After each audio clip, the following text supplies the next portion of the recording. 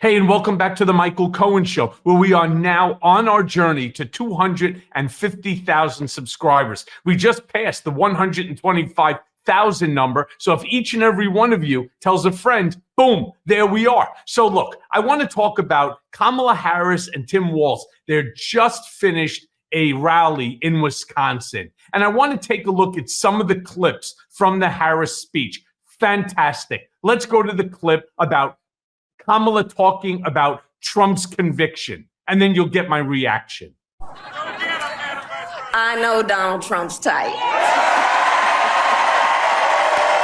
I know his type. In fact, I've been dealing with people like him my whole career. For example, as Attorney General of California, well, hold on. You know what? The courts are going to handle that part of it. What we're going to do is beat them in November. In another part of that rally, she turns around and she also again repeats, "I know his type." And she actually goes out and she identifies what that type is, the type of cases that she prosecuted as a prosecutor there in California. She calls him a fraudster, a sexual assaulter, and other things.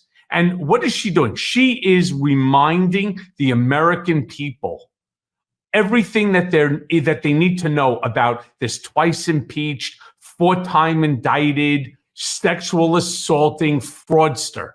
All right, the guy who owes $500 million to the state of New York for civil fraud. The guy who owes about $93 million to E. Jean Carroll. The guy who on September 18th is going to be going before Judge Juan Merchan here in New York from the District Attorney of New York case where Donald Trump was found guilty of 34 counts. She is reminding the American people of the contrast between reason versus treason, between prosecutor versus felon. This is exactly what she's doing. It is a brilliant strategy. And I want to then move on for a quick second, because there was another part of this rally that I think we need to show and we need to talk about. And it's about Kamala talking about our economy. Let's go to that clip and then you'll hear my reaction again.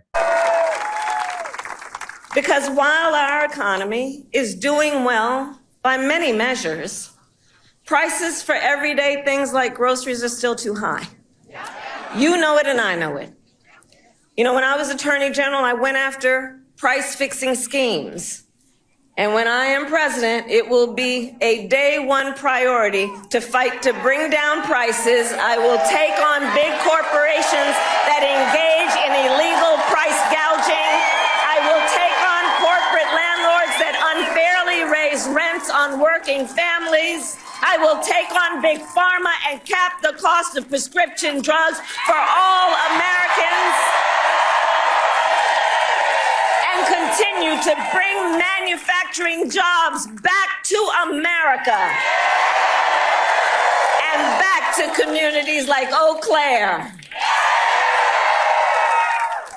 Correct. I mean, who doesn't want exactly what it is that she's talking about? The reason that I say that this clip is important is because she is talking to the American people about what the American people know that we are suffering as a country from. And I'll tell you something that bothered me a lot. Literally, right after the rally was over, I was flipping through the channels and I turned on CNN. And I had Brianna Keeler that was there, and she had two, not one, but two Republican strategists on talking about this Eau Claire, Wisconsin rally. They were Doug Heye and Lauren Tomlinson. And these two Republican strategists completely ignored the fact that Kamala Harris, in her speech, is talking about the things that Americans need to hear about, that while our economy, while our gross domestic product is better than anybody else in the world, that we are the beacon of economic success in the world, it is still hitting the pocketbooks of everyday Americans. All right. And what they were saying on CNN is that the person who talks about these at-home issues is the person who is going to win the 2024 election.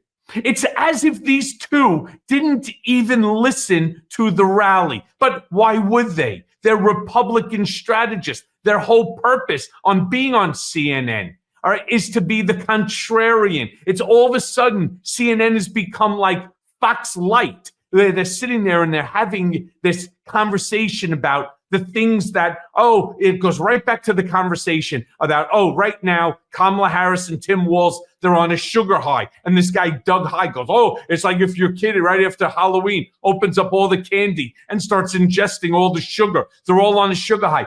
Bullshit, Doug. You have no fucking clue what you're talking about. You half in the bag jerk off, lousy shit Republican strategist that didn't even listen to Kamala Harris. If we can, let's just play the first 10 seconds of that clip again so that when Doug High is watching this or Lauren Tomlinson is watching this segment, that they will understand it is exactly the message that Kamala Harris is talking about. It's the message that Joe Biden has been putting out there to reduce pharma. You got to take on big pharma. We are the only country in the world that pays big pharma the numbers that we do. When you take a look at, how cheap it is to get the same exact drug elsewhere, like in Canada. Let's just play the first 10 seconds of that clip once again.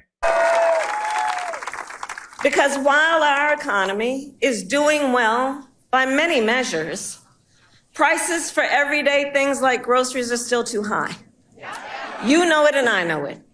That's right. You know it and I know it. You know who does it? Doug High and Lauren Tomlinson. That's who, because they don't want it. And that's the mistake that CNN is making. Nobody called these two assholes out and said, it's exactly what Kamala Harris said. It's exactly the message of Harris Walz. It's not the message of Trump. Trump is a message of divisiveness, of hate, of name calling, of anger, of retribution. All right. I want to just jump using that as the segue. I want to jump into the next clip. All right. Which is the immunity decision that Trump received from the Supreme Court. And then you're going to get my final reaction. Think about the fact that last month, the United States Supreme Court basically told the former president, who has been convicted of fraud, that going forward, he will be immune no matter what he does in the White House. Think about what that means and the changed circumstances since 16/6/20 when you think about what that court decision means. Donald Trump has openly vowed if reelected, he will be a dictator on day one. That he would weaponize the Department of Justice against his political enemies. That he would round up peaceful protesters and throw them out of our country. And even, quote, terminate the United States Constitution. So let us be clear. Let us be clear. Someone who suggests we should terminate the Constitution of the United States should never again have a chance to stand behind the seal of the President of the United States. My friends, let me be very clear. Nobody has said those words more, whether it's this program on my mea culpa, political beatdown. Nobody has repeated those words, said those words more than I. I keep talking about how Donald Trump, in his own words, said on day one, he wants to rewrite the Constitution. You've heard me say this dozens and dozens and dozens of times, whether it's television, media, on these platforms. He wants to rewrite the Constitution as if he even knew how. What's he going to do? Take out his crayons? No. He wants to destroy our tripartite system of government. He wants to get rid of the legislative and the judiciary. He wants to confer all power to the executive branch, meaning to himself as the chief executive. And when Donald Trump tells you that he intends to weaponize the Department of Justice, he intends to use SEAL Team 6 to go after, for retribution, his political enemies and his critics, Make no bones about it, because you, my friends, are looking at the one person out there that Donald Trump did it to, who weaponized the Department of Justice and had me unconstitutionally remanded back to prison because I refused to waive my First Amendment constitutional rights. And if you're not certain that I am telling you 100% the truth, here's the document. Here's the document by United States District Court, Southern District of New York, Federal Court Judge Alvin K. Hellerstein.